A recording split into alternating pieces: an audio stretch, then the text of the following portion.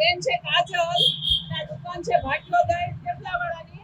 આ બેન અહીંયા 1.5 વર્ષથી કામ કરતી હતી અને એના માલિક એને અંદર પૂરી રાખતા હતા, જેથી કરીને એને પગાર ન દેવો પડે એટલે આ બાળકીને અંદર બહારથી તાળું મારીને જતા રહેતા. અને આ બેન 1.5 વર્ષની અંદર પુરાયેલી હતી અને અમને ઇન્ફોર્મેશન મળતા અમે અહીંયા આવ્યા અને આ બેનને છોડાવી અને પોલીસ સ્ટેશન બધું કમ્પ્લીટ કરાવી અને આ એના માલિકથી છોડાવી અને એનો પગાર બધું કમ્પ્લીટ દેવડાવ્યું અને એના કાકાને આ બેનને સોંપી છે અને કાલે બેન દેશમાં જતી રહેશે.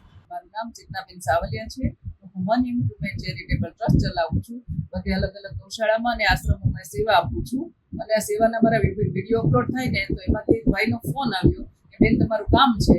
તો મેં પૂછ્યું શું છે બોલો ને. તો એમણે મને ઇન્ફોર્મેશન આપી કે સંજ્ઞા સોસાયટી સીમાડા ગામ સંજ્ઞાની બાજુમાં ભાગ્યોદય થેપલા કરીને દુકાન છે.